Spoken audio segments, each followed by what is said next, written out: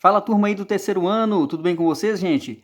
Nós vamos começar o nosso livro 3 e vamos falar sobre o problema do conhecimento em termos modernos. Nós vamos falar principalmente quais foram as primeiras pesquisas a respeito do empirismo e do racionalismo, tá?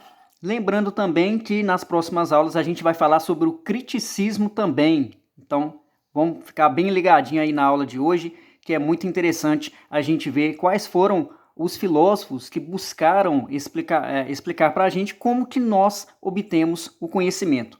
Vamos lá então? A gente vai estar vendo hoje da página 5 até a página 11, então fiquem bem ligadinhos aí na aula de hoje, hein?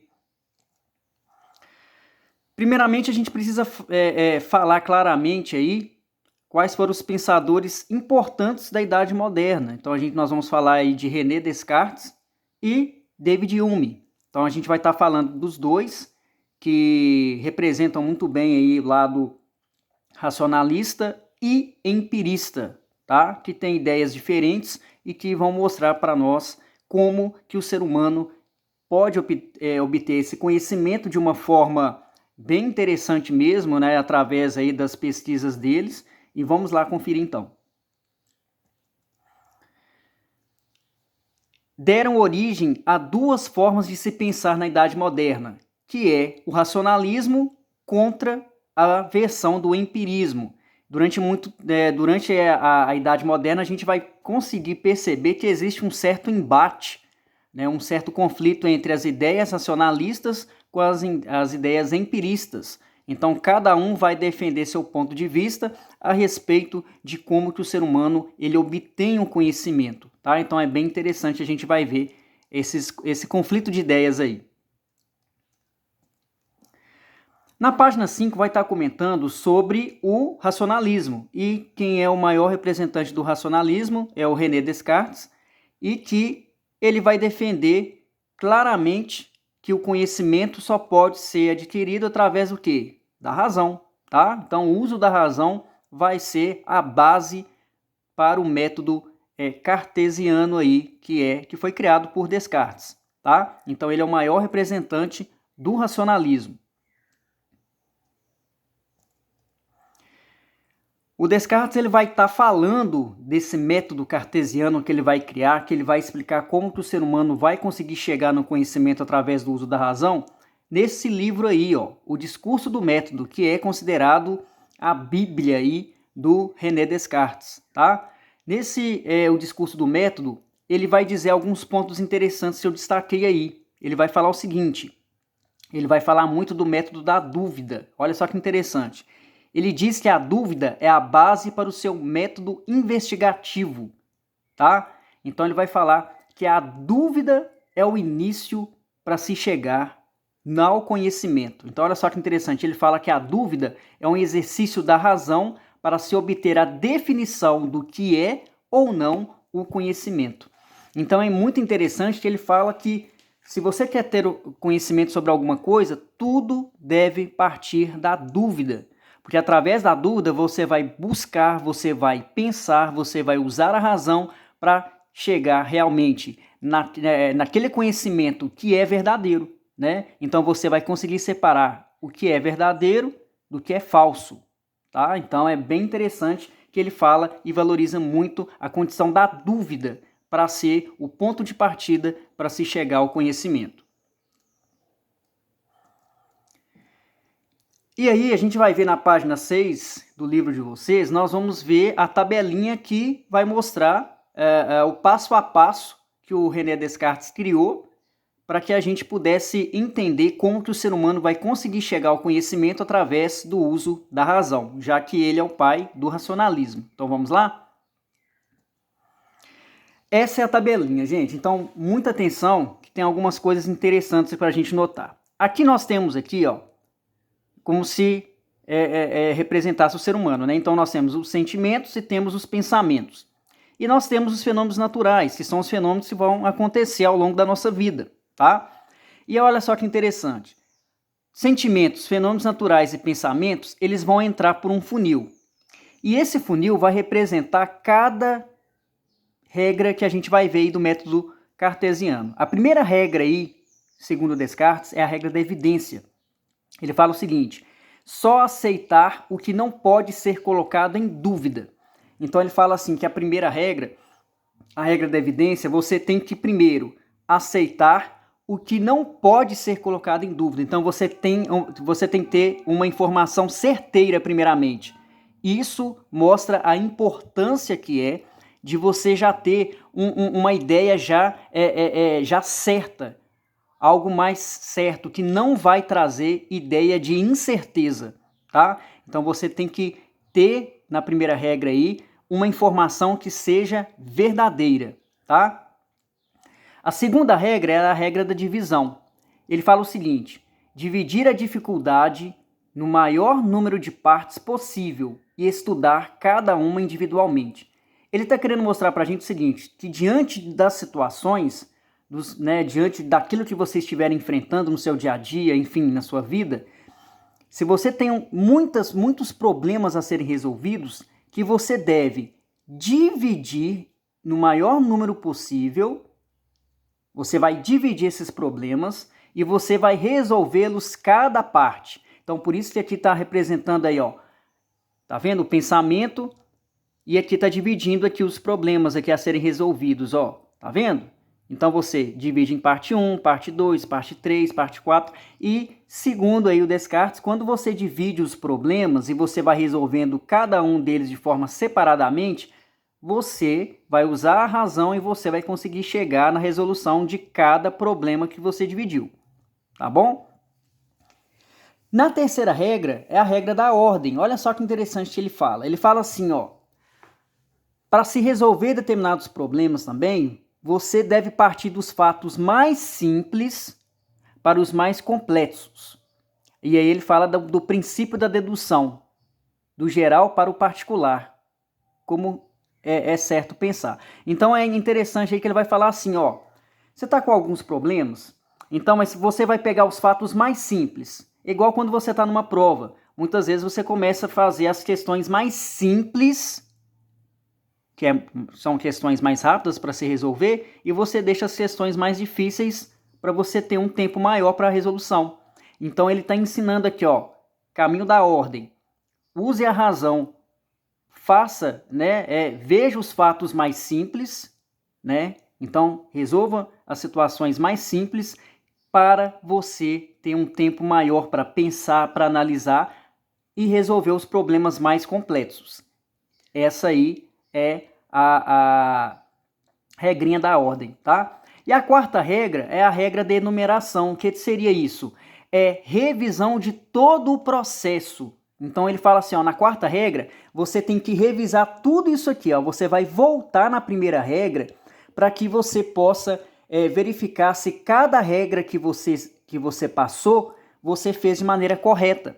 Por quê? Se você tiver feito de maneira correta, você vai conseguir chegar no conhecimento. Se você não fez nenhuma dessas regras de maneira correta aqui, segundo aqui o Descartes, ele fala que você não vai conseguir chegar naquele conhecimento que vai te dar uma certa certeza, um conhecimento que seja verdadeiro, tá? Isso aí é uma dica aí do Descartes, gente, de como que nós podemos resolver as situações do nosso dia a dia. É muito interessante essa visão dele, porque ele fala claramente que vai precisar do seu raciocínio.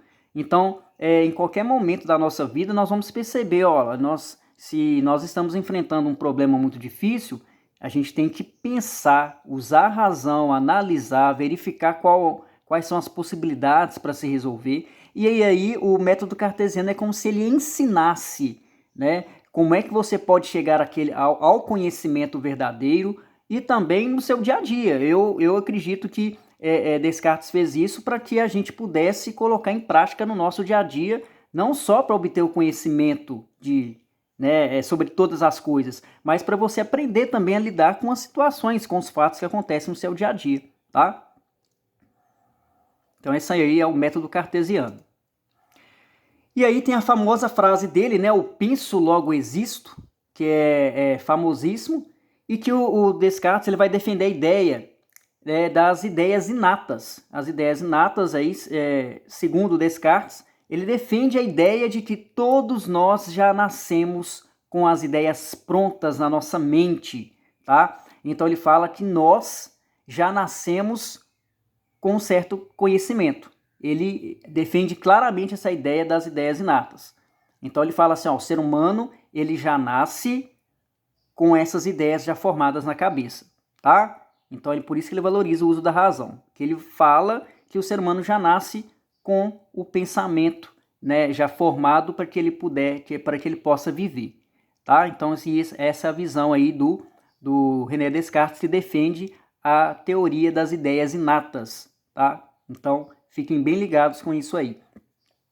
E aí quando ele fala o penso logo existe, ele está querendo mostrar claramente através que a partir do momento que você está usando a razão, está usando o pensamento para se evoluir como pessoa, melhorar ainda mais e buscar o conhecimento verdadeiro, ele fala, ó, você pensa, então você existe, você é um ser humano pensante, tá? E aí entra a visão do empirismo, que é totalmente diferente. A gente tem o representante aí, David Hume, como o maior nome do empirismo. O empirismo, gente, ele vai ser essa capacidade da gente adquirir o conhecimento através das experiências de vida que nós temos, tá? Usando os sentidos humanos. Então, David Hume ele fala claramente que tudo aquilo que a gente vivencia na nossa vida, usando os sentidos humanos, ele fala que é a base do empirismo, tá? Então, quando você está vivenciando as situações no seu dia a dia, você está tendo a experiência de vida ali,